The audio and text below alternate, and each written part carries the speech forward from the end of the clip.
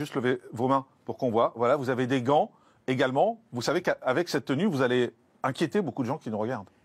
Je vous dis que ça fait déjà une semaine que j'ai le masque et les gants. Le corps médical est beaucoup plus informé que les politiques sûrement ont des spécialistes qui leur parlent, mais beaucoup plus informé que le grand public. Depuis une semaine, nous avons un WhatsApp de toutes les cliniques qui nous permet de savoir ce qui se passe dans chaque clinique et nous faisons des webinars, c'est-à-dire des réunions de tous les spécialistes, pneumologues, infectiologues, anesthésistes, réanimateurs pour savoir exactement quelles sont les conditions. Donc depuis une semaine, on se protège. Personne ne rentrait dans ma clinique sans gants, sans alcool, masque pour moi, masque pour la patiente et les soins vraiment très protégés. Mais on nous explique, excusez-moi docteur, mais on nous explique que ce n'est pas la peine de porter un masque si on n'est pas malade. Est-ce que vous êtes malade? Je ne suis pas malade. Pourquoi portez-vous un masque? Parce que rien ne me dit qu'en me parlant à 1,50 m, vous n'êtes pas en train de me projeter des particules virales, alors que vous ne savez même pas si vous êtes porteur sain ou pas, puisqu'il n'y a pas aujourd'hui de tests suffisamment ou d'autotests qu'on se ferait pour se protéger. Donc je me protège de vous, en me protégeant de vous, je protège les autres, je protège mes patients. Mais vous comprenez bien que ce que vous êtes en train de dire, c'est logique, c'est censé. Simplement, nous, dans la population, on n'a pas de masque. Nous, dans la population, aujourd'hui, malgré les demandes que font certaines personnes, on n'a pas de masque si on n'est pas malade. Donc, comment on fait? Eh bien, je l'ai constaté parce que toute la semaine, j'ai été harcelé par les amis et la famille de demandes de masques. J'ai fourni tout ce que je possédais dans ma clinique, des milliers de masques d'avance, j'ai distribué à tout le monde pour se protéger. Mais pour la population, si on n'a pas de masque, il faut absolument se fabriquer soi-même des masques. Il y a différentes techniques qui ont été montrées dans tous les réseaux. C'est simple, il faut le faire et surtout porter des gants. Pourquoi? Le virus, il ne passe qu'à travers les yeux, la muqueuse nasale et la bouche, oropharyngée.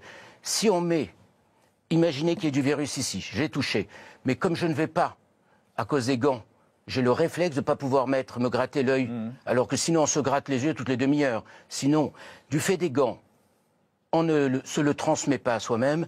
À la fin, je peux les mettre dans l'eau bouillante un certain temps, puis je les enlève, je les mets de côté.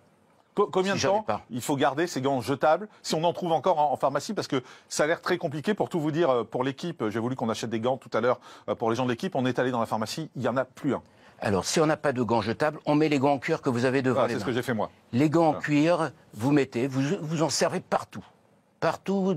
Mais évidemment, grâce au cuir, vous n'allez pas le mettre sur le visage. Vous arrivez, l'eau bouillante dans votre lavabo, vous les sortez l'un avec l'autre. Vous savez, quand on sort un gant, on les laisse soit sur le radiateur. À la chaleur. À la chaleur, soit dans le réfrigérateur, aussi idiot que cela paraisse, dans le congélateur. Il faut avoir 2 paires de gants, comme ça on prend les autres si on doit faire quelque chose et on change. Mais vous, aujourd'hui, vous dites aux gens qu'il faudrait porter un masque? Parce que on est bien d'accord, docteur, c'est votre position, mais elle est à l'inverse de ce que dit le ministre de la Santé. Elle est à l'inverse de ce que dit le directeur général de la Santé. Tous nous disent, vous n'avez pas besoin de masque si vous n'êtes pas malade. S'il y avait assez de masques pour tout le monde, ils auraient dit portez des masques. Ma réponse est claire. Elle n'est pas politique. Je ne suis pas un politique, je suis un médecin, je conseille. S'il y avait suffisamment de masques aujourd'hui pour tout le monde, les 15 millions qu'ils ont libérés ou je ne sais combien, ça ne suffit pas. Ils diraient à tout le monde portez les masques, parce qu'ils ont peur des émeutes dans les pharmacies s'il n'y a pas assez de masques. On l'a vu au Danemark, pays civique, on l'a vu dans d'autres pays.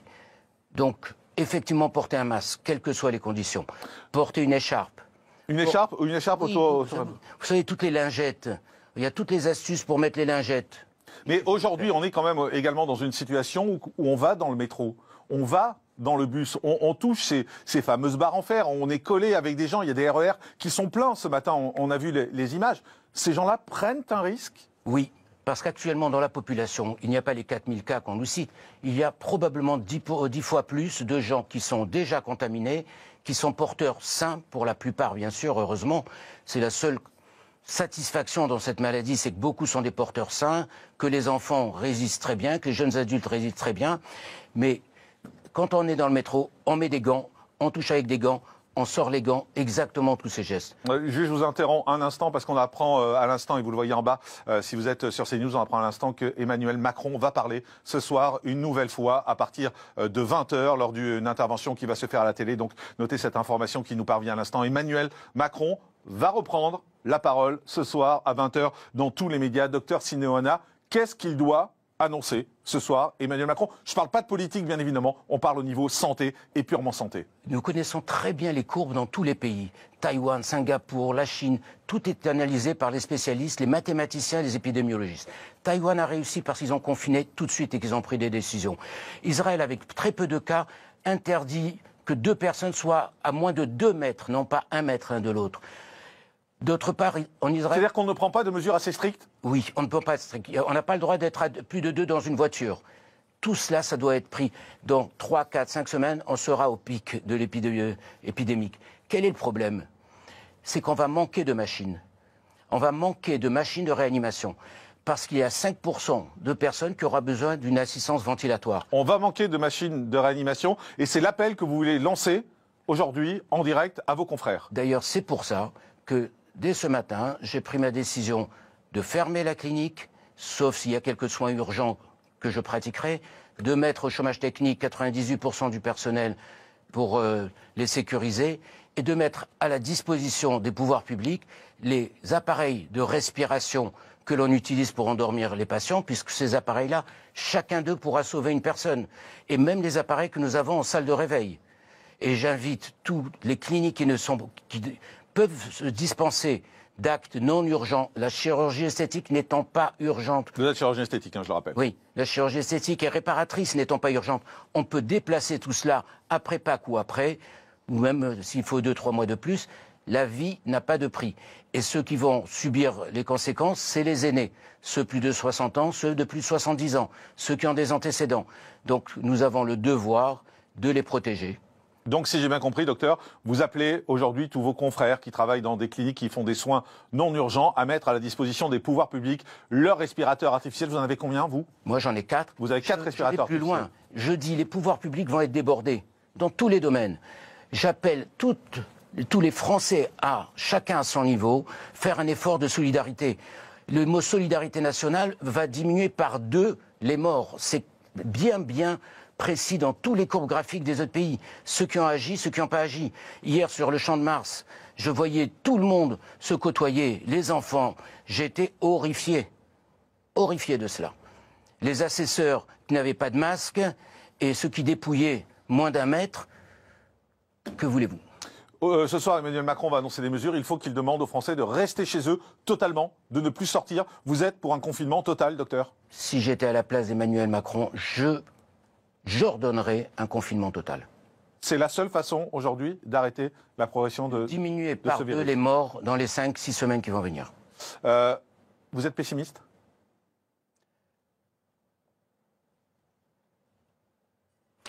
Entre le pessimiste et l'optimiste, personne ne sait qui a raison. Donc je préfère être un optimiste, je vivrai mieux jusque-là ces 5 semaines. Vous savez que votre silence a été terrible. Les secondes de silence que vous venez de faire avant de répondre à ma question, c'est terrible. Je sais. Vous avez une idée de ce qui peut se passer dans les jours qui viennent? Pour ceux qui ne sont pas informés, je peux donner les chiffres. Mais c'est terrible. Est-ce que c'est à moi de les donner? Il y a des infectiologues, il y a des spécialistes pour en parler. En tout cas, plusieurs milliers de morts. Mais entre 50 et 300 000, suivant les précautions et les décisions rapides qu'on va prendre. Entre 50 et 300 000 morts en France? C'est les derniers articles que j'ai lus ce matin. D'accord. Et 50 000, la fourchette la plus basse, à partir du moment où toutes les mesures sont prises, à partir du moment où toutes les mesures sont respectées. Je vais dire les choses, vous avez hésité avant de venir sur ce plateau. Vous allez rester confiné chez vous? Je suis confiné depuis hier matin, je suis venu pour vous. Merci, docteur Sinéoana. Merci d'avoir donné un discours un peu différent, c'est vrai, de ce qui est dit, mais c'est intéressant parce que vous êtes un chirurgien. Vous êtes un chirurgien